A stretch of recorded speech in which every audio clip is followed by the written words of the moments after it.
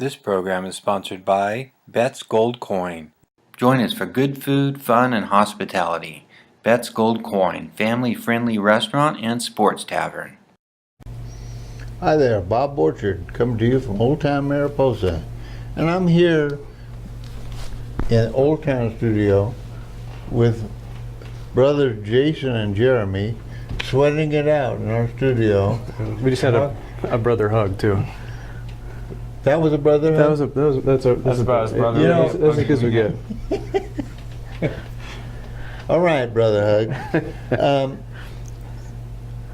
Jason, as a founding partner, you play a unique role in this company, and you kind of put together the vision. But your brother plays a kind of a critical role in all this too. He's the target of your affection, of course, and I could see that there's a great deal of affection and brotherly love here. Yeah, sometimes we call him brother love. But you're the tower guy, Mm-hmm. and you're kind of the guy that puts people together with the service. Yep. Let's talk about that service and the customers that you have, and where are you going with this? Well, we're just trying to provide, quality service to people, what they need and expect these days, like streaming movies, or everyone wants social media these days. So we make sure that we get everyone, the capability, the bandwidth that they need in places that copper and fiber just doesn't reach, or is just not feasible for fiber to reach, because it's only going to cover so many people. So fiber's so expensive. So we can really branch out to those people that aren't so close to the copper and fiber. There's also this issue of deterioration with the old copper system. The copper lines, they're just not maintaining them anymore as much, and it makes sense because it just costs so much to maintain them versus how much money they're probably getting back for it. Especially with fiber coming out. It's just that's kind of an issue with infrastructure in general. Yeah. But getting back to service, how does your service compare? I would say it compares right up there with fiber. We might not have exactly the same amount of bandwidth, but when you use it, it feels identical. You're streaming movies, you're playing games if you want to online. You can have video conversations with people online instantly. There's no latency issues.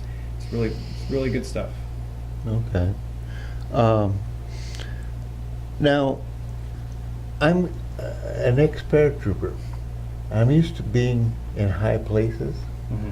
I'm not so much anymore. I'm 74, but you're a tower climber. You want to talk to me about that, a little bit about that life? Sure. I actually enjoy it. My favorite part of this job is climbing towers. The views are fun. It's always fun it's a nice fun challenge to try and figure out how to mount the dishes they need to be mounted, because they have to be perfect. And you get to be we were talking about towers. How tall are these guys? Anywhere between 40 feet to 400 feet. It's they're up there. I'm on the ground. I stay on the ground. Parachute?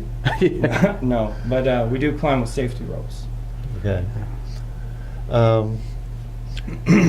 You have to get some certifications to get up there, huh? Yeah, I had to be certified in rescue and tower climbing. So in order to climb those towers, you have to be able to save someone's life on one of those towers. Do you ever go up on top? No, I stay on the bottom. I'd start crying up there. No, I pull up the dishes with the rope. Yeah, That's me. He, believe it or not, he plays a big role at the tower jobs. He does a lot of not only the tech, but he does a lot of the weight, because when you're up on the tower, you're not really pulling anything up because you don't want to exhaust yourself when you're 400 feet in the air and you still have to climb all the way down. So he does a lot of the work there too. Okay.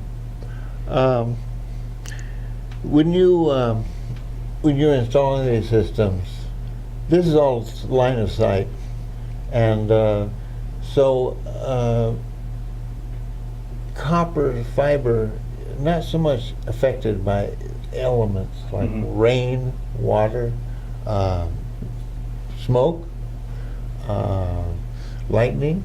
You have some lightning issues? Yeah, I mean, if we've had some lightning issues, we're pretty good about grounding all of our equipment on towers nowadays. But we have had a tower directly take a hit Twice in the a same row storm. in the same storm. Yeah, blew out the So- building, and We had to replace all the equipment on that, but we always carry extra. So I mean, yeah, we got plenty. Yeah, because we you came back out there and got. got it to be up the next prepared day. for. But in the line of sight system, you also have elements like trees. Yeah, some Yeah. trees is okay. There's some spectrums that we use, like 900 megahertz or 2.4, that can kind of bend through trees. Dirt and hills, not so much. But weather, just fine. Especially if you have a clear line of sight. I mean, unless you're dealing with like a whiteout where you can't even see, which I've never seen up here. Like thick. Yeah, maybe like a storm up like on Duckwall Mountain. Yeah. Just like blizzard storms, Yeah. we've seen issues, but nothing down here or Yeah. Sonora or Groveland or.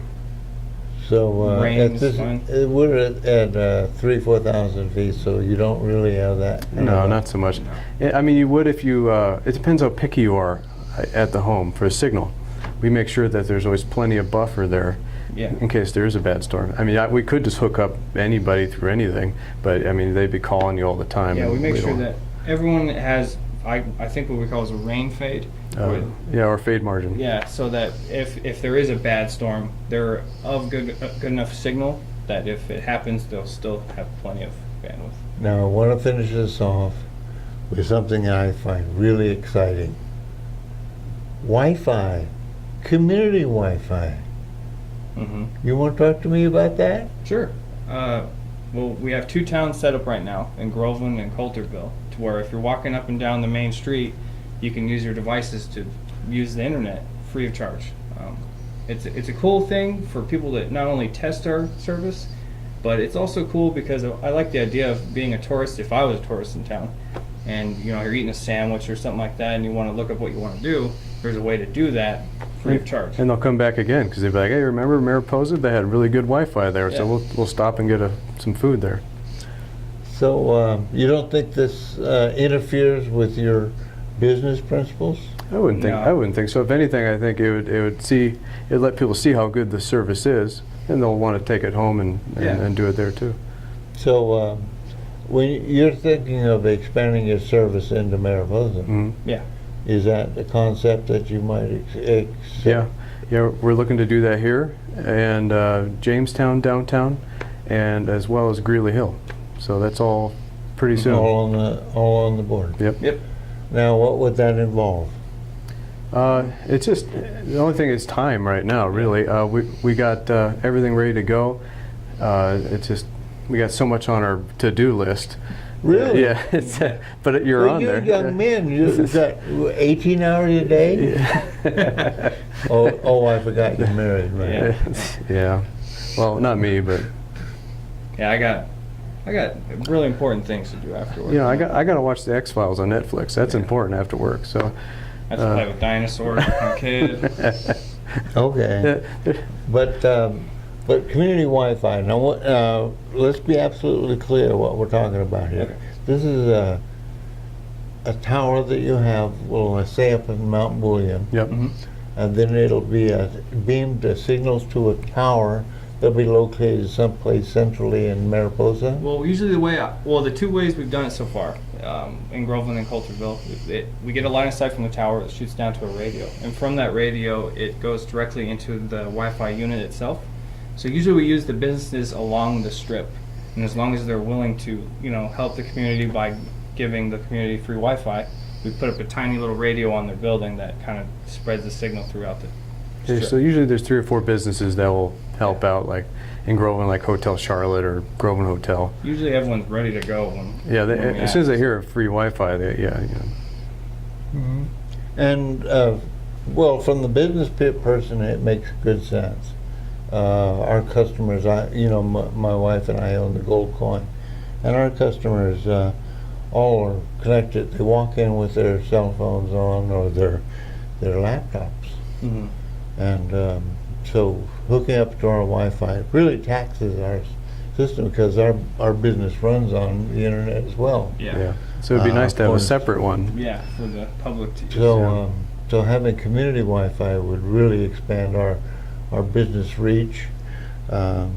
you don't have to worry about them tapping into your network or causing any trouble there too. Right. It really helps the tourism too. I've always thought is if you're looking for something to do too while you're in the town, you can look it up while you're using the Wi-Fi. So Yeah, because there's not always good cell of service. course, now we normally do that with our cell phone, but Mhm.